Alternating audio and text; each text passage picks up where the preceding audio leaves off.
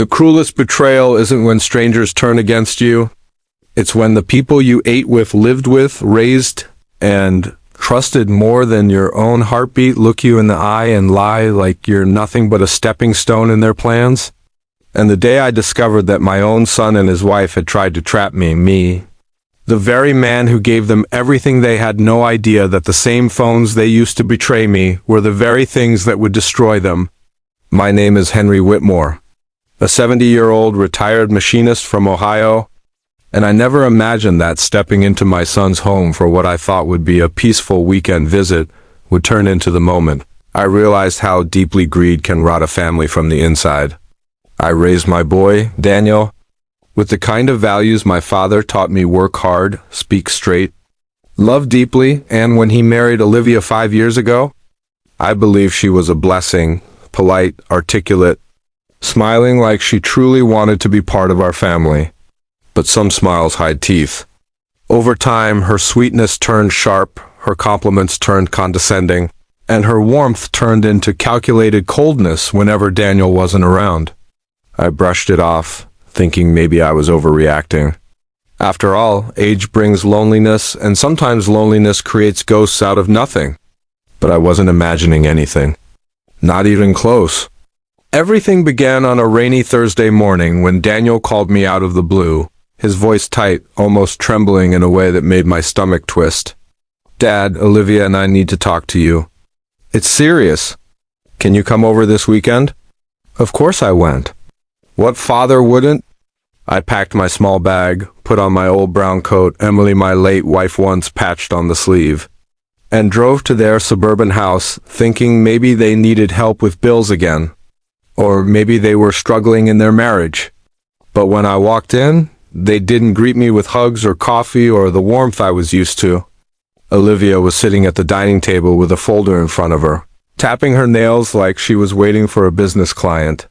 Daniel avoided looking at me entirely. Something was wrong. I sat down slowly, and before I could speak, Olivia leaned forward and said, "Henry, we need to discuss your future." "My future?" I blinked. Then she slid the folder toward me. Inside were documents, legal-looking ones, about transferring my power of attorney, allowing Daniel and Olivia to manage my estate, finances, and medical decisions, because, as she put it, "You're getting older, and it's time to stop pretending you can handle things alone." My breath caught in my throat. I wasn't sick. I wasn't unstable. I wasn't incapable. I still drove, cooked, gardened, and lived alone just fine. "I didn't ask for this," I said quietly. Daniel finally looked up, his face stiff. "Dad, we're trying to help you." "You're forgetting things. You're not keeping up with bills. You're becoming a liability." A liability.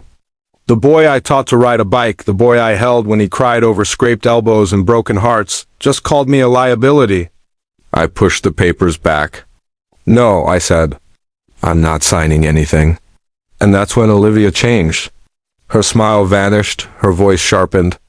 "Henry, you really should. It'll be easier for all of us. Otherwise, things could get complicated." My hands trembled, not from fear, but from the realization that this wasn't concern. This was a setup, a trap, and they expected me to walk right into it. When I stood to leave, Olivia said, "You should rethink this. We already talked to an attorney. He agrees you're slipping mentally." I froze. They'd already talked to a lawyer? They were painting me as incompetent? My heart thudded painfully. I walked out of their house, rain soaking my coat, cold wind slicing through me, and I drove home with shaking hands. But the universe has strange timing, because the next morning, something happened that changed everything. I dropped my phone between the couch cushions while reaching for the remote, and while digging for it, I accidentally knocked down Daniel's old phone, the one he used in college, still sitting dead inside a drawer I never bothered to clean out. I plugged it in out of curiosity, thinking maybe I'd just recycle it later. When it turned on, notifications flooded the screen, hundreds of old messages, and some very recent ones. My brows furrowed. Why was Daniel still using this phone? Then I saw Olivia's name. and a message dated just 2 weeks earlier. My blood pressure spiked. I opened it. Make sure he signs those papers. Once we have control, we can sell the house immediately. It's worth at least $300,000. Your dad is an emotional idiot. He'll fold. My heart stopped. I scrolled. More messages. If he refuses, we'll just tell the lawyer he's showing signs of dementia. Don't worry. I'll play sweet. You act frustrated. He'll break. This is our chance, Danny. Don't screw it up. Danny, she called my son Danny, like she owned him, like she controlled him. And he didn't argue. He agreed. He encouraged. He helped plan it. Message after message, betrayal after betrayal, laid out in cold, unforgiving text. For a moment, I couldn't breathe. My hands went numb. How long had he been planning this? How long had she been whispering poison into his ear? And how long had my own son been willing to steal everything from me, the home Emily and I built, the savings I earned with 35 years of working overtime just so they could live easier? Rage didn't hit me. Heartbreak did. But heartbreak has a strange way of sharpening the mind. And right then, something inside me hardened. They wanted to play games? Fine, I could play too. The next day I contacted an attorney, not theirs, but mine. A sharp, eagle-eyed woman named Lisa, who reviewed the messages with a frown that slowly curled into a smirk. Mr. Whitmore, she said, this isn't just manipulation. This is attempted financial exploitation of an elder. And in this state, that's a crime. We built a plan. A simple one, elegant, devastating, and all I needed to do was... Wait, 2 days later, Daniel called, his tone fake gentle. Dad, we're coming by tonight. We want to help you with the paperwork again. Perfect. They arrived at 7 p.m. sharp. Olivia wore a soft sweater, her hair in a neat bun, her voice dripping with fake sweetness. Henry, she cooed, we just want what's best for you. I smiled, a calm, quiet, terrifying smile I didn't know I still had. Of course, I said softly. Sit down. Their eyes lit up. They thought they won. They thought I broke. They thought they would walk away owning my life by bedtime. Then Lisa walked in. Olivia's smile fell so fast she almost choked on it. Who is she? She whispered. Our attorney, I said. And she'd like to discuss some things with you both. Lisa placed the printed text messages on the table like a dealer slapping cards down in a final round. Daniel, read them first. His face drained of blood. Olivia's eyes widened in horror as page after page of their own words stared back at them. How did you get these? Daniel stammered. I leaned back in my chair. Your old phone? The one you forgot to wipe. Olivia shot him a look that could have burned a hole through concrete. Lisa folded her hands. Mr. Whitmore will not be signing anything.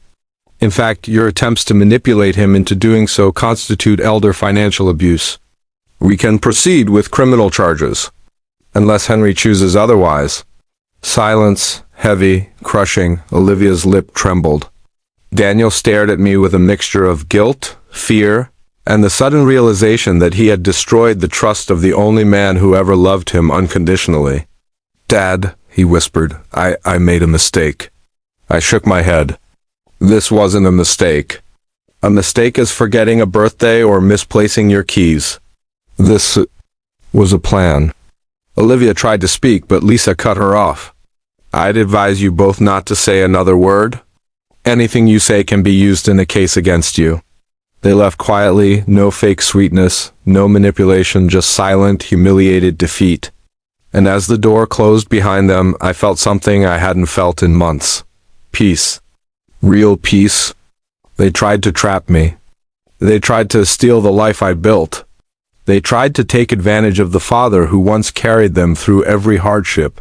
But in the end, their own words destroyed them, and I didn't have to lift anything heavier than an old forgotten phone.